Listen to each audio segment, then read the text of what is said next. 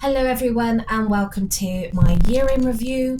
This is Ginger, this is Ava, and we're here just to kind of go over some of the things that I've done this year, just a quick look and a flick through of some of the paintings I've created, and some of the videos that have been good and the not so good.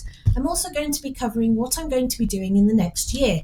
I've got some really exciting projects coming up for 2025, and I'll give an overview and a mind map of what I'm looking forward to doing and a bit more structure to the channel as well.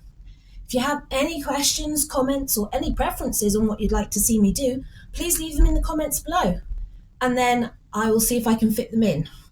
Time is tight as always when it comes to being an artist, and you have to juggle a lot of work life, and especially as my health hasn't been so good over Christmas, it has been a bit of a struggle. But I appreciate and love every single one of you for your comments, your your feedback, your requests, and just generally everything.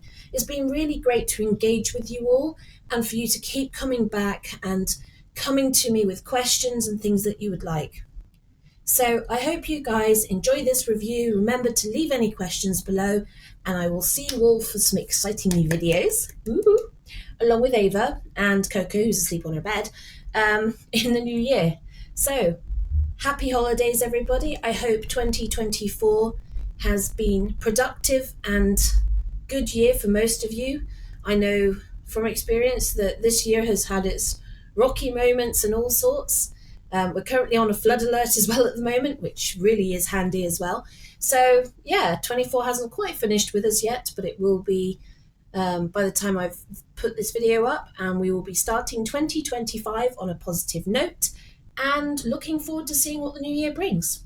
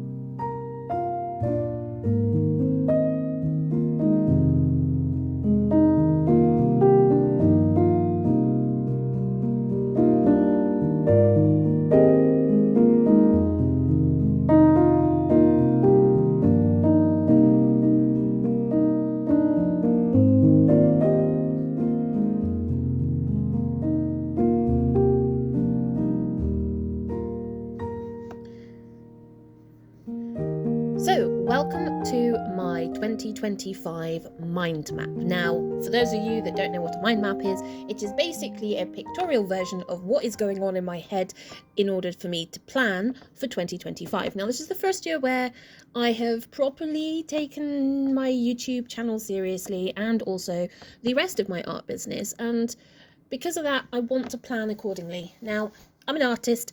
I'm pretty sure most of you that have got the creative bug in one way or another will totally understand that planning is just not something we are very good at. Our creative minds don't really work in that way.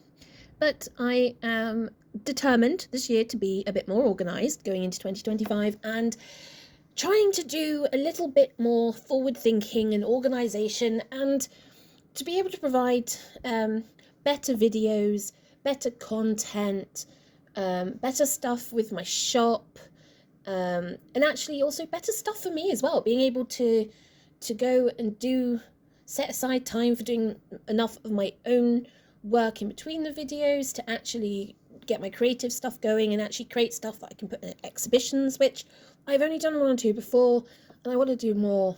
To set aside time for crafting, which is something else I love to do. I have got a large frame weaving loom for Christmas from my mother-in-law, and I've been kind of working with that. I've got puzzles from my parents that I use to kind of chill and sit back and relax, and I love doing those. And I also want to kind of, look outside my box, get outside, do more sketching, do more plein air.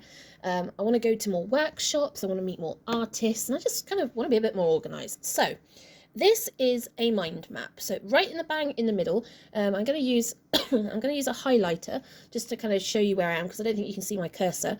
So yeah, let's start with this. 2025, bang right in the middle. Well, that's obvious.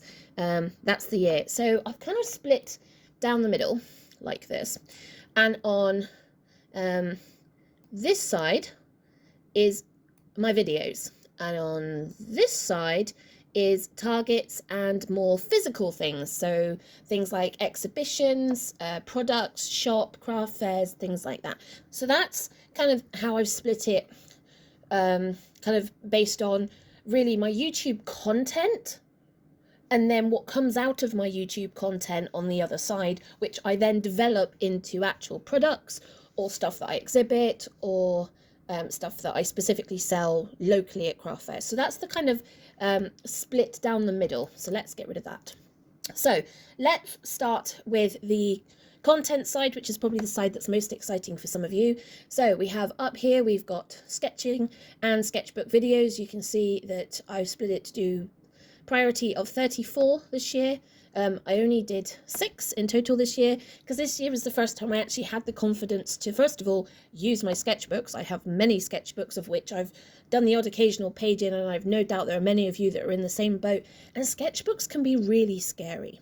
So this is the first time where I have said, no, I'm going to stop being afraid of my sketchbooks, and I'm just going to go with it. I'm just going to work in them. I don't care if they're good, if they're bad, if they're ugly, if the pages stick together. I don't care. I am going to actually do more work in my sketchbooks, because I firmly believe that when I do stuff in my sketchbook and then develop from my sketchbook into a painting, I produce better work. And I'm pretty sure that most professional artists will probably tell you the same thing. Why it's taken me so long to get that far, I don't know, but it just is. Now, I did 114 videos last year, or last year, by the time this video comes out. And I've split that across all the categories. And obviously the two main categories for me are painting videos, so videos of me demonstrating doing a painting, and I want to increase my sketchbooks to match it. So I've split it. So you can see here, we've got 34 sketchbook videos, and here we have 34 paintings and demonstration videos. Now, I've split these again. So 17 plein air, which means actually videoing. I've just covered the 17. Let me do that again. I'm not very good with the pencil thing. There we go. I'm always really nervous about going outside and videoing sketching outside. First of all, I'm nervous about people coming up to me. And secondly, I'm nervous about the fact that it takes time and effort. You have to carry your supplies. I'm in Scotland, so the weather's never ideal, and therefore it takes more effort to do a sketchbook video outside than it does to do one inside.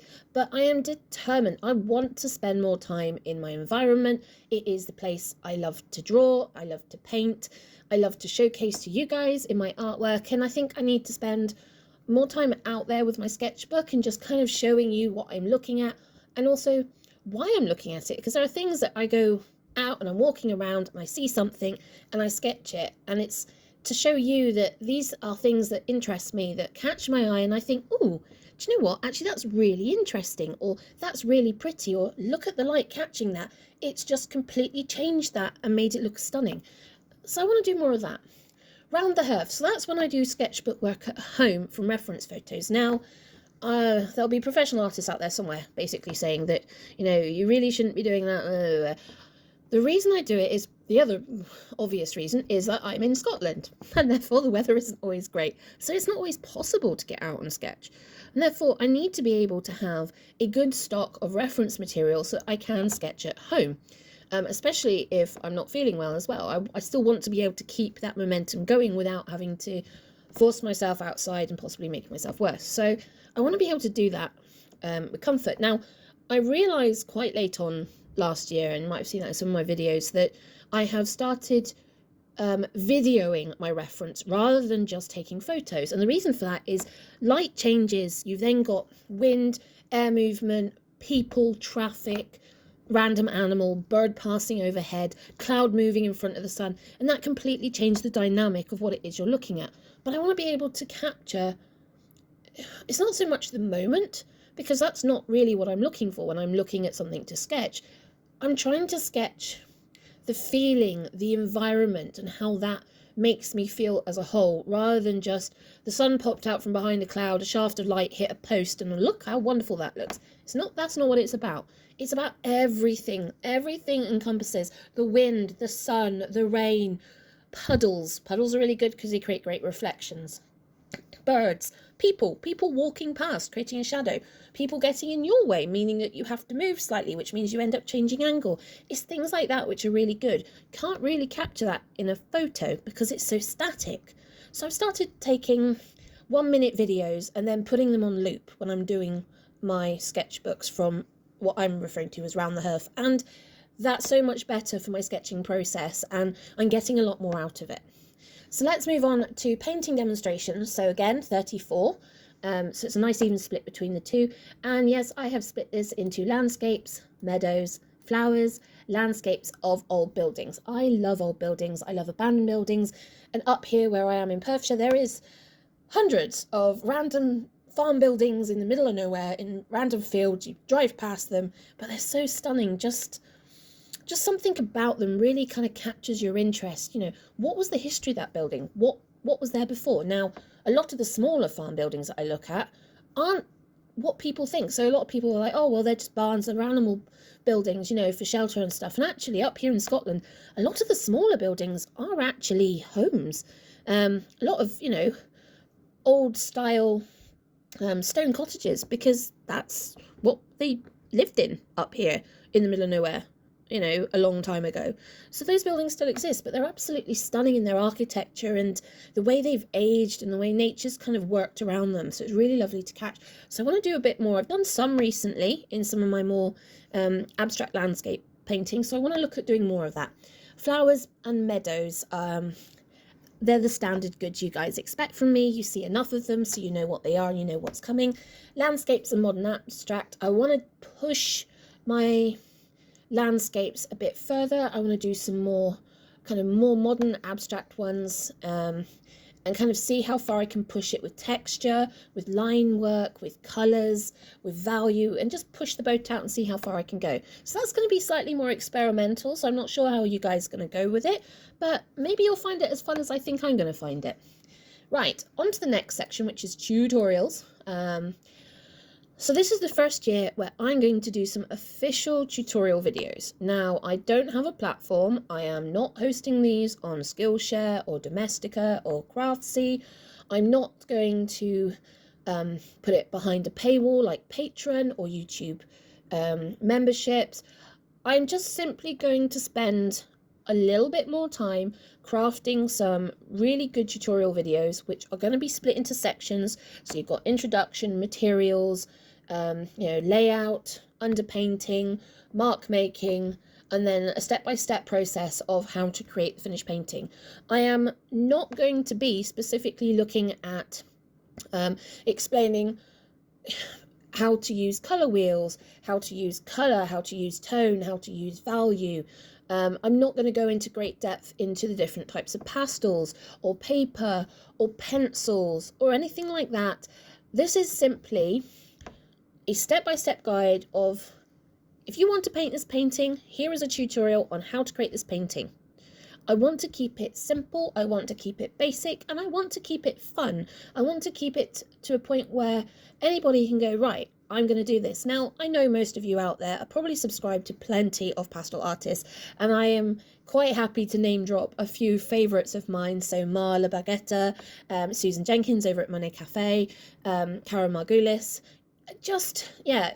People who have done plenty of really excellent videos who already cover those topics, and therefore I don't want to do what's already out there because I don't feel I can do it any better. But what I can do is give you tutorials on how I paint some of my more common, smaller paintings so that you can create the same as well at home. I know there's a few of you out there who already follow along with some of my painting demonstrations and paint them yourselves, and that's brilliant, and I love to hear you guys saying that. So I'm going to set out time to do 4 videos, just 4. It's surprising how much work actually goes into a tutorial video. So it is going to be more along the kind of craftsy domestica kind of Skillshare style video where, I'm going to set up a clear workspace, keep everything neat, keep it absolutely minimal on what I've got on the desk so that we can just go through it and go, right, this is what you need to do this is what we're going to do, and then go from start to finish. So yeah, I'm hoping that you guys are going to really like these, follow along, and I'd love to see if you do any of the tutorials, your posts up on my Facebook page of the paintings you've produced. So that's something new this year, something that's going to take up quite a bit of time, but I'm really looking forward to. Art haul videos. I've done a few this year. Wasn't expecting them to be popular. They have been popular, and I always like talking about getting art supplies, and I think pretty much everyone can safely say that when you have an art supply order come in through your door, you are going to be excited and can't wait to get into it. I am just the same. I'm pretty sure every artist is the same, and I love sharing that with you. So I've set it as 6, but only because honestly I don't know how many art supplies deliveries I'm getting during a year, because it kind of depends on what I'm doing. So but I've set it at 6 as a minimum because I suspect that is going to be the minimum number of deliveries to my house of art supplies. So we'll see how that one goes.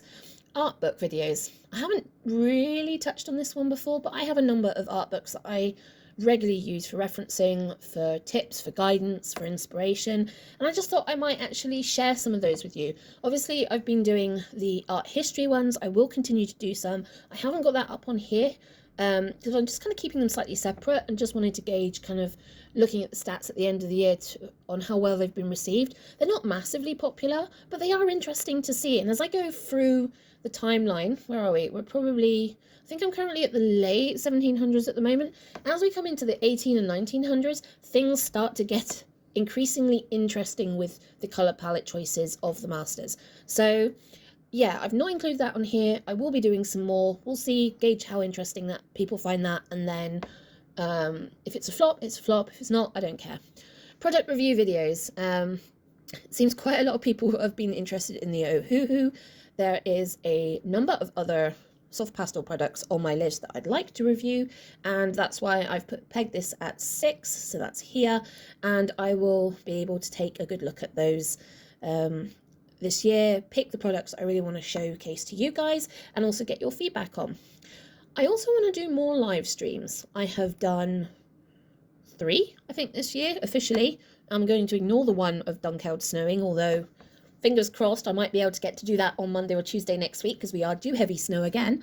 And it's always really pretty here in the village to see the snow falling in Scotland, so, and that's always really popular. But actually, the live streams of actually doing paintings, so that you guys can join in. I will actually do a timetable and schedule them so you guys know when I'm doing them and you can join in. I will also be making sure that I do them towards late afternoon, early evening GMT, so UK Standard Time, so that those of you that are across the pond on either side are still able to join in as well, because I know obviously the time difference is always a bit of a problem. So that's the one important side. So that's the video content side of my plans for 2025. So I'm going to just touch on the other side of my kind of art business, if that's what we're going to call it. So the first one that I'm going to talk about is exhibitions. I regularly do the top one. It is literally on my doorstep, and I do mean literally because it's across the road from my house, and therefore it's a regular one. I like the interaction with the other local artists here. It's more of a kind of art fest with the local artists, and we get a chance to kind of showcase work together. And if you're lucky, people buy. If you don't, they don't. We get a lot of tourists up here because it's a historical village, so therefore sometimes tourists buy work. You never really know. I've been fortunate that I have sold work every year I have exhibited, so go me. Next one down is a high-end but local exhibition, and it'll be the first year I'll be applying. Whether or not I get to do it, I don't know, so we will see. The Scottish Landscape Awards is obviously open to everybody to apply. Obviously, you might have seen from my videos, I have been working on more landscapes at the moment, and I do plan on putting a couple of those into the exhibition. I won't talk about what they are, but we'll see what happens. I honestly don't think they'll get accepted, but we'll see what happens. The same with the Soft Pastel Society. That's a big one. It's a UK-wide one. Unlikely I'll get work in it this year or anywhere in the near future, but we'll see. The Perthshire Open Studios. So for those of you that aren't in the UK, probably are not aware of this, but every county, so it's kind of like a US state, but smaller. Every county in the UK, not country, county, has an open studios period during the year, and that basically is over a weekend of 3 days, so usually Friday to Saturday or Friday to Monday. Sometimes it can be a whole week if they've got the funding to do it, and basically there's an organisation within the county that runs an open studio gig and a website and a leaflet and a map, and then every artist with a studio can sign up, and basically they create a trail that people can basically go on to look at artists in their studio, working in their studio over the course of those 3 or 4 days.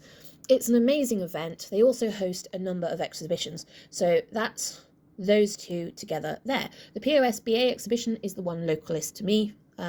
So Perthshire Open Studios exhibition in my part of the county, and Perthshire Open Studios, which is the name of the event.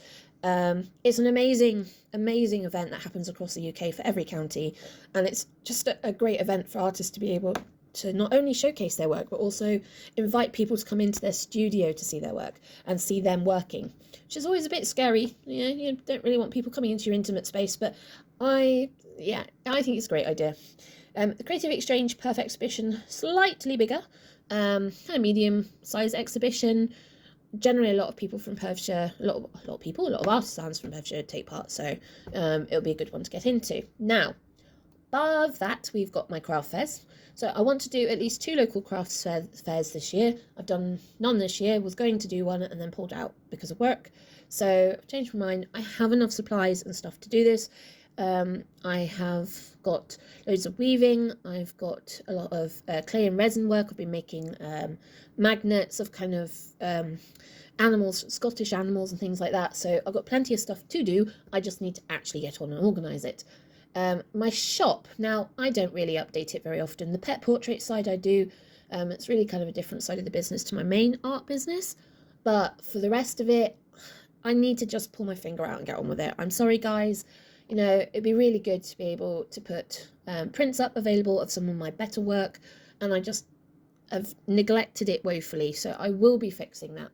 Obviously, at the top here in green is my YouTube targets. Now, it is related to this, obviously, but they are YouTube targets rather than targets for the videos, so slightly different, but at the same time, just equally as important as this. I am a really small channel. I don't get a lot of watch time. So you guys watching my videos, the more you watch them in full, the more watch time I get, the more likely I would get monetized. If I get monetized, then obviously I get money from adverts every time you watch my videos, which is all income that helps towards you know, what I produce, materials, supplies, because you know that's got to come out of some money somewhere, and it's not self-funding. So it would be wonderful to be able to be monetized by the end of 2025. I'm not 100% I will get that far, but I am definitely going to try, and with you guys' help, maybe I'll make it. We'll see. I'm not going to really think about it. I'm just going to go, right, this is what I've done this year, so anything over that is a bonus, and that's why I've just done over these totals, because that's pretty much what I've done this year. And you know, it'd be nice to be able to just do that again and slightly more, and then that'll be, I'm satisfied at that. Now, the one thing that isn't on this document is something something really important. I'm wondering if I can put a sticky note on. Let's see. Let's create a sticky note. Let's create one in bright orange right in the middle. Hello, sticky note. I'm not sure about the auto size on the font. Right, let's see if this, I don't know if this is going to work. It might work, it might not. Right, so the big project this year that I have not talked about, I have not hinted at, I have not given any information at, but something I have been working on in the background, and that is